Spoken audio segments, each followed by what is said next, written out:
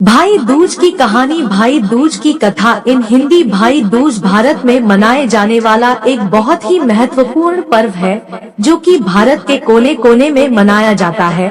भाई दूज एक हिंदू त्योहार है जो भारत और नेपाल में मनाया जाता है। यह पर्व हिंदू धर्म के अनुयायी द्वारा मनाया जाता है। यह पर्व भाई और बहन के पावन रिश्ते के महत्व को दर्शाता है। इस दिन के अनुष्ठान और उत्सव रक्षा बंधन जैसे लोकप्रिय उत्सव के समान है। इस विशेष अवसर पर भाई अपनी बहनों को कई उपहारों देते हैं और बदले में बहनें अपने भाइयों को मिठाई देती हैं। एक बुढ़िया थी, उसके 7 बेटे और एक बेटी थी। बेटी की शादी हो चुकी थी। जब भी उसके बेटे की शादी होती, फेरों के समय एक नाग आता और उसके बेटे को डस लेता था। बेटा वही खत्म हो जाता और बहू विधवा। इस तरह उसके 6 बेटे मर गए। 7वें की शादी होनी बाकी थी। इस तरह अपने बेटों के मर जाने के दुख से बुढ़िया रो रो के अंधी हो गई थी। भाई दूज आने को हुई तो भाई ने कहा कि मैं बहन से तिलक कराने जाऊंगा। माँ ने कहा ठीक है। उधर जब बहन को पता चला कि उसका भाई आ रहा है तो वह खुशी से पागल होकर पड़ोसन के गई और पूछने लगी कि जब बहुत प्यारा भाई घर आए तो क्या बनाना चाहिए। पड़ोसन उसकी खुशी को देखकर जल भुन गई और कह दिया कि दूध से रसोई ले, घी में चावल पका। बहन ने ऐसा ही किया। उधर भाई जब बहन के घर जा रहा था तो उसे रास्ते में सांप मिला। सांप उसे डसने को हुआ। भाई बोला तुम मुझे क्यों डस रहे हो। सांप बोला मैं तुम्हारा काल हूँ और मुझे तुमको डसना है। भाई बोला मेरी बहन मेरा इंतजार कर रही है। मैं जब तिलक करा के वापस लौटूंगा तब तुम मुझे डस लेना। सांप ने कहा भला आज तक कोई अपनी मौत के लिए लौट के आया है जो तुम आओगे। भाई ने कहा अगर तुझे यकीन नहीं है तो तू मेरे झोले में बैठ जा। जब मैं अपनी बहन के तिलक कर लूँ तब तू मुझे डस लेना। सांप ने ऐसा ही किया। भाई बहन के घर पहुंच गया। दोनों बड़े खुश हुए। भाई बोला बहन जल्दी से खाना दे, बड़ी भूख लगी है। बहन क्या करे, न तो दूध की रसोई सूखे न ही घी में चावल पके। भाई ने पूछा बहन इतनी देर क्यों लग रही है, तू क्या पका रही है। तब बहन ने बताया कि ऐसे ऐसे किया है। भाई बोला पगली, कहीं घी में भी चावल पके हैं या दूध से कोई रसोई लीपे है। गोबर से रसोई लीप, दूध में चावल पका। बहन ने ऐसा ही किया। खाना खा के भाई को बहुत जोर नींद आने लगी। इतने में बहन के बच्चे आ गए। बोले मामा मामा हमारे लिए क्या लाए हो। भाई बोला मैं तो कुछ नहीं लाया। बच्चों ने वह झोला ले लिया जिसमें सांप था। जैसे ही उसे खोला उसमें से हीरे का हार निकला। बहन ने कहा भैया तूने बताया नहीं कि तू मेरे लिए इतना सुंदर हार लाए हो। भाई बोला बहना तुझे पसंद है तो तू ले ले, मुझे हार का क्या करना। अगले दिन भाई बोला अब मुझे जाना है, मेरे लिए खाना रख दे। बहन ने उसके लिए लड्डू बना के एक डब्बे में रख के दे दिए। भाई कुछ दूर जाकर थक कर एक पेड़ के नीचे सो गया। उधर बहन के जब बच्चों को जब भूख लगी तो माँ से कहा कि खाना दे दो।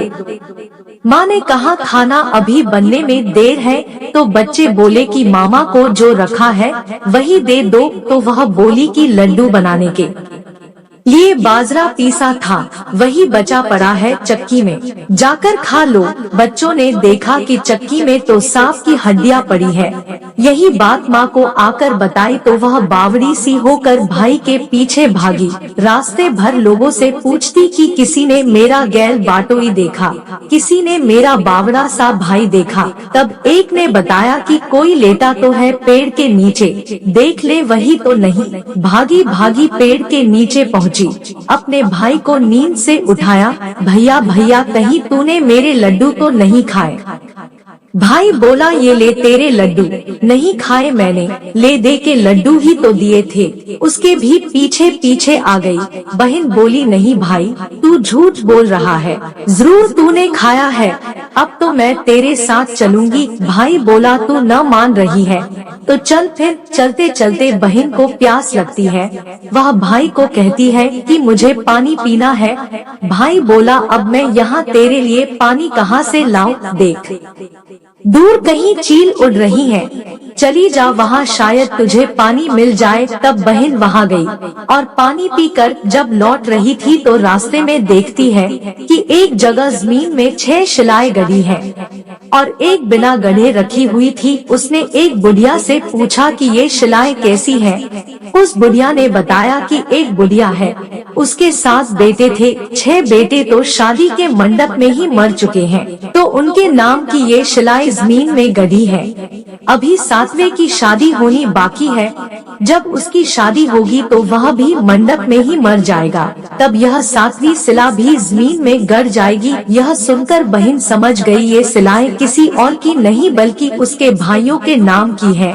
उसने उस बुढ़िया से अपने 7वें भाई को बचाने का उपाय पूछा। बुढ़िया ने उसे बतला दिया कि वह अपने 7वें भाई को कैसे बचा सकती है। सब जानकर वह वहाँ से अपने बॉल खुले करके पागलों की तरह अपने भाई को गालियाँ देती हुई भाई के पास आकर बोलने लगी, तू तो जलेगा, कुटेगा, मरेगा। भाई उसके ऐसे व्यवहार को देखकर चौंक गया, पर उसे कुछ समझ नहीं आया। इसी तरह दोनों भाई बहन माँ के घर पहुँच गए। थोड़े समय के बाद भाई के लिए सगाई आने लगी, उसकी शादी तय हो गई। जब भाई को सहरा पहनाने लगे तो वह बोली, इसको क्यों सहरा बंधेगा, सहारा तो मैं पहनूंगी, ये तो जलेगा, मरेगा। सब लोगों ने परेशान होकर सहरा बहन को दे दिया। बहन ने देखा उसमें कलंगी की जगह सांप का बच्चा था। बहन ने उसे निकाल के फेंक दिया। अब जब भाई घोड़ी चढ़ने लगा तो बहन फिर बोली, ये घोड़ी पर क्यों चढ़ेगा, घोड़ी पर तो मैं बैठूंगी, ये तो जलेगा, मरेगा, इसकी लाश को चील कौवे खाएंगे। सब लोग बहुत परेशान, सब ने उसे घोड़ी पर भी चढ़ने दिया। अब जब बारात चलने को हुई तब बहन बोली, ये क्यों दरवाजे से निकलेगा, ये तो पीछे के रास्ते से जाएगा, दरवाजे से तो मैं निकलूंगी। जब वह दरवाजे के नीचे से जा रही थी तो दरवाजा अचानक गिरने लगा। बहन ने एक ईंट उठाकर अपनी चुनरी में रख ली, दरवाजा वही की वही रुक गया। सब लोगों को बड़ा अचंभा हुआ। रास्ते में एक जगह बारात रुकी तो भाई को पीपल के पेड़ के नीचे खड़ा कर दिया। बहन कहने लगी, ये क्यों छाव में खड़ा होगा, ये तो धूप में खड़ा होगा, छाव में तो मैं खड़ी होगी। जैसे ही वह पेड़ के नीचे खड़ी हुई, पेड़ गिरने लगा। बहन ने एक पत्ता तोड़कर अपनी चुनरी में रख लिया, पेड़ वही की वही रुक गया। अब तो सबको विश्वास हो गया कि ये बावली कोई जादू टोना सीख कर आई है, जो बार बार अपने भाई की रक्षा कर रही है। ऐसे करते करते फेरों का समय आ गया। जब दुल्हन आई तो उसने दुल्हन के कान में कहा, अब तक तो मैंने तेरे पति को बचा लिया, अब तू ही अपने पति को और साथ ही अपने मरे हुए जेठों को बचा सकती है। फेरों के समय एक नाग आया, वो जैसे ही दूल्हे को डसने को हुआ, दुल्हन ने उसे एक लोटे में भर के ऊपर से प्लेट से बंद कर दिया। थोड़ी देर बाद नागिन लहर लहर करती आई, दुल्हन से बोली, तू मेरा पति छोड़। दुल्हन बोली, पहले तू मेरा पति छोड़। नागिन ने कहा, ठीक है, मैंने तेरा पति छोड़ा। दुल्हन, ऐसे नहीं, पहले 3 बार बोल। नागिन ने 3 बार बोला, फिर बोली कि अब मेरे पति को छोड़। दुल्हन बोली, एक मेरे पति से क्या होगा, हंसने बोलने के लिए जेठ भी तो होना चाहिए, एक जेठ भी छोड़। नागिन ने जेठ के भी प्राण दे दिए। फिर दुल्हन ने कहा, एक जेठ से लड़ाई हो गई तो एक और जेठ छोड़, वो विदेश चला गया तो तीसरा जेठ भी छोड़। इस तरह एक एक करके दुल्हन ने अपने 6 जेठ जीवित करा लिए। उधर रो रो के बुढ़िया का बुरा हाल था कि अब तो मेरा 7वां बेटा भी बाकी बेटों की तरह मर जाएगा। गांव वालों ने उसे बताया कि उसके साथ बेटा और बहुएं आ रही है। तो बुढ़िया बोली, अगर यह बात सच हो तो मेरी आंखों की रोशनी वापस आ जाए और मेरे सीने से दूध की धार बहने लगे। ऐसा ही हुआ। अपने सारे बहू बेटों को देखकर वह बहुत खुश हुई। बोली, यह सब तो मेरी बावली का किया है, कहाँ है मेरी बेटी।